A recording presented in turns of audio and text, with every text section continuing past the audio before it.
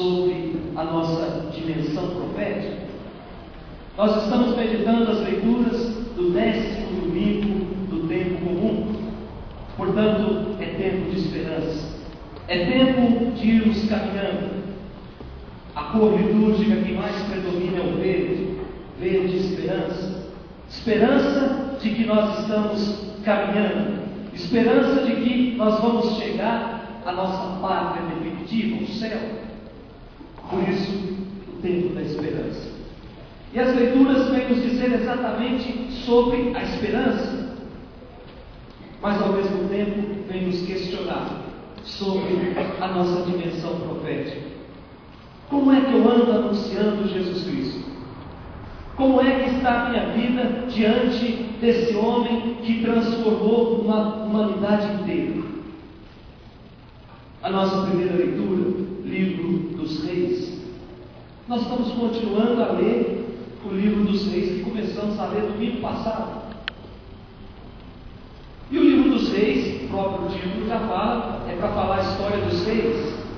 22 capítulos tem esse livro. Mais da metade fala da história dos reis. Domingo passado falava da história do rei Salomão, em que Salomão dizia que Salomão foi aquele que construiu o templo.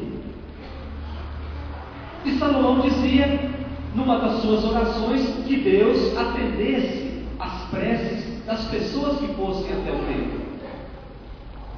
Salomão dizia, não importa de onde vem, não importa o que fé professa, se estão aqui é porque confiam em ti, dizia Salomão. Salomão não é exemplo para ninguém para ser seguido. Nós sabemos que Salomão, a vida de Salomão nasceu fruto de um adultério do seu pai Davi. E Salomão continuou a vida desregrada do seu pai.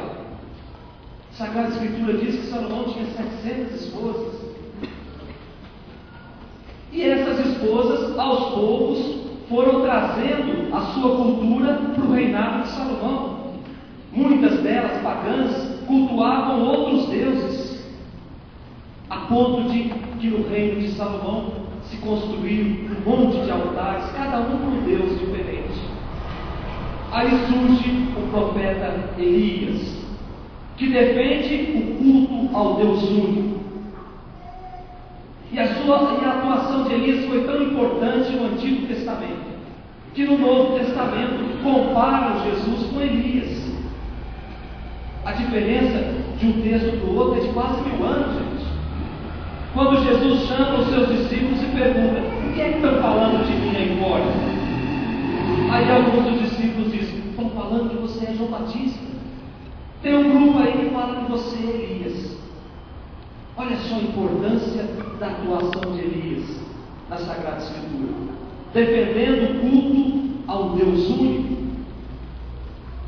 E hoje, na primeira leitura, Elias ressuscita uma pessoa, ressuscita um homem, diz o texto, filho de uma viúva.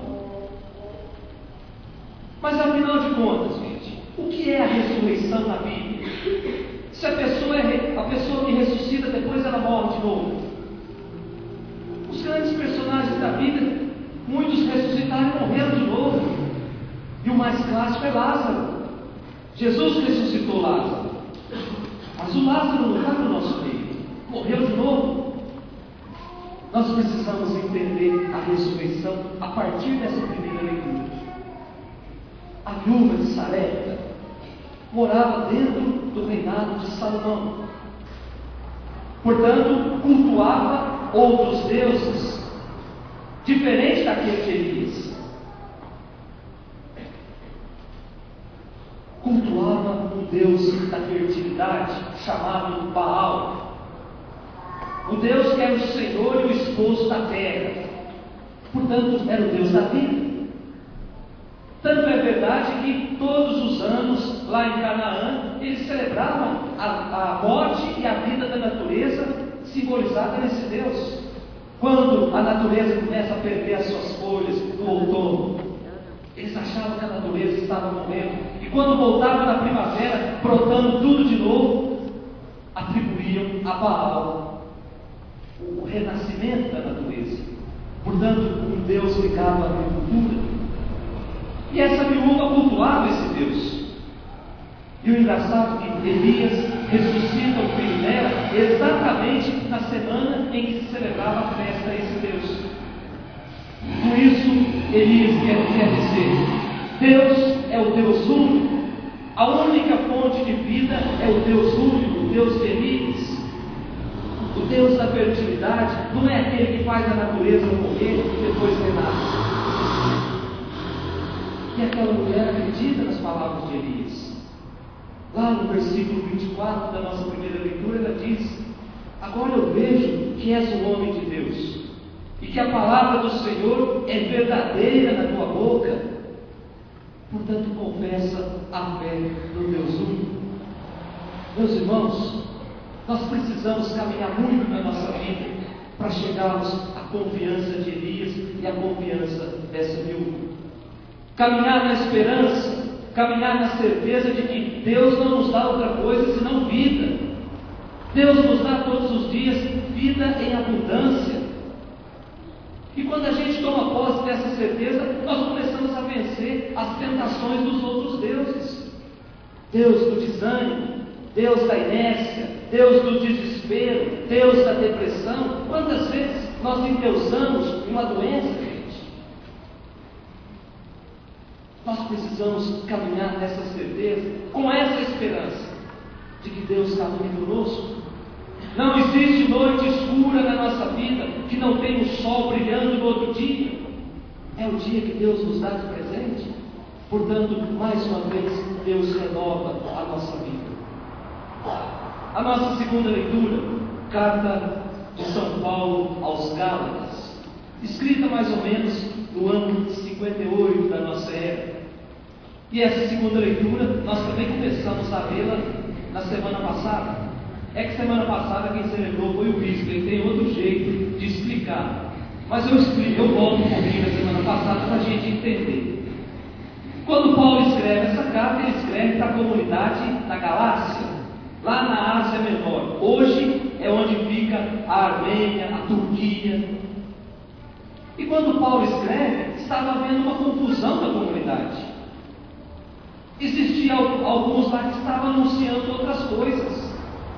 Aí Paulo escreve, a segunda leitura de semana passada: se alguém nos anunciar outra coisa que não seja o Evangelho de Jesus Cristo, que seja excomungado, dizia Paulo, que seja colocado fora.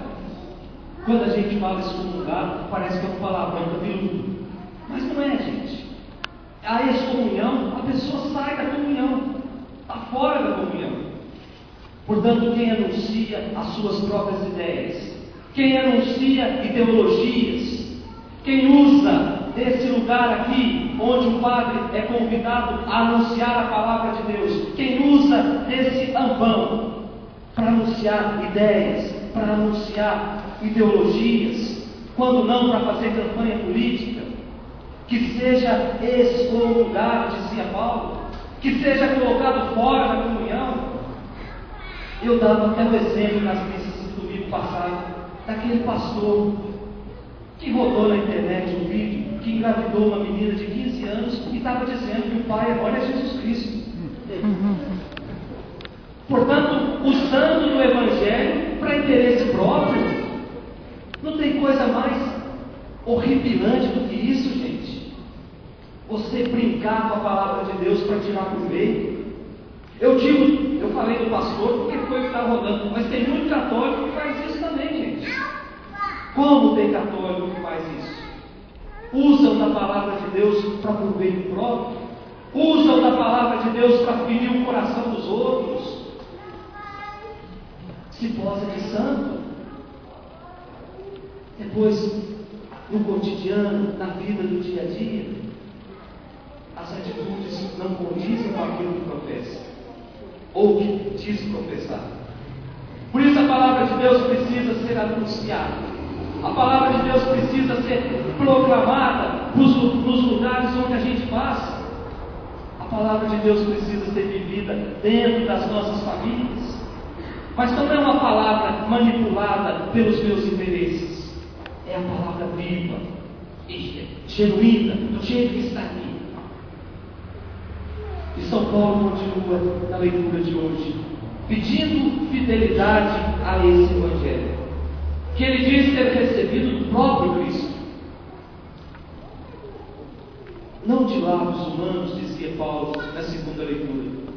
Aí Paulo começa a falar de como era a sua vida antes de conhecer Jesus Cristo. E ele diz lá no capítulo, no versículo 13: certamente, na segunda leitura, certamente ouvistes falar como outrora foi minha conduta na religião que eu professava, do judaísmo, com que excessos perseguia e devastava a igreja de Deus. Aí ele coloca a sua condição de homem novo, de homem renascido, de homem que encontrou-se com o ressuscitado. É o versículo 15. Quando, porém, aquele que me separou desde o ventre materno e me chamou por sua graça, se dignou revelar-me o seu Filho. Portanto, Paulo está dizendo do encontro que ele teve com Jesus Cristo a caminho de Damasco, quando ele estava indo perseguir cristãos, com uma carta na mão, autorizando até matar aquele que professasse a fé em Jesus Cristo. E de repente Deus toca no coração de Paulo a caminho de Damasco, e a vida de Saulo é transformada de tal forma que ele sente vergonha até do próprio nome. Deixa de se chamar Saulo para agora se chamar Paulo. Meus irmãos, nós precisamos reproduzir essa cena na nossa vida. O mundo precisa de um encontro com o ressuscitado. Paulo não tem dúvida de que a sua mudança, a mudança da sua vida, é obra de Deus. É Deus quem transforma as nossas vidas. É Deus quem vai modelando de novo quando a gente permite que Ele modele. É Deus quem nos dá a oportunidade de fazer a vida acontecer de forma diferente. O mundo não deseja esse encontro com o ressuscitado, porque o mundo sabe que quando nós nos encontrarmos com esse ressuscitado, se levantará uma legião, um exército de homens novos, de homens restaurados, de homens capazes de doar a sua vida para que o reino de Deus aconteça.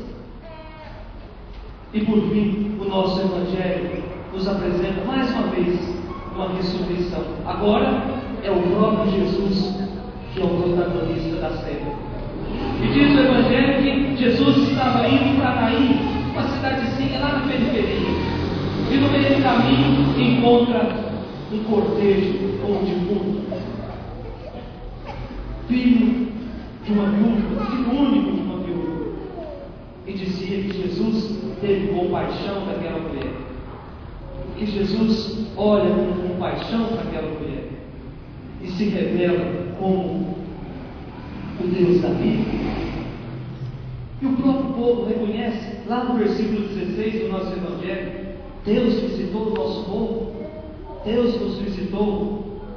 Portanto, a ressurreição do filho dessa viúva dá testemunho de que a morte nunca tem a última palavra sobre a vida. Cristo nos oferece vida, por isso devemos caminhar com vida, como filhos da luz, como filhos capazes de transformar tudo, todas as situações de morte em situações de vida. Diante desse Evangelho que nós lemos, nós temos duas atitudes, principalmente diante do Evangelho.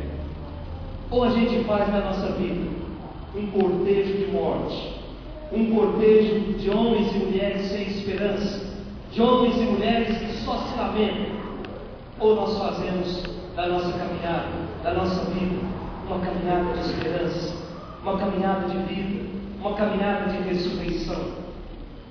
Quem se deixa visitar por Deus não tem outra alternativa, caminha como filho da luz.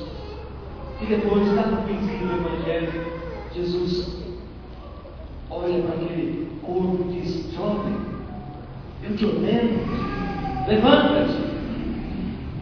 Aí nós olhamos a situação nossa hoje, como igreja que está peregrinando no mundo, semeando amor, semeando a esperança. Nós muitas vezes somos igual àquela viúva, choramos como as duas mulheres das leituras de hoje, choramos por ver tantos jovens serem consumidos pelas paixões do mundo. Choramos por ver os tantos jovens serem consumidos pela droga, serem consumidos por uma sexualidade desregrada. Choramos por ver tantos jovens serem consumidos pela falta de fé. Choramos por ver o nosso mundo minando a nossa juventude, apresentando pseudo-valores, conduzindo nossos jovens num cortejo de morte. Choramos por ver tantos jovens serem recrutados para o tráfico e se tornarem soldados da morte. Jesus sentiu compaixão daquele jovem e hoje certamente chora através da igreja por essas vidas ceifadas do nosso meio.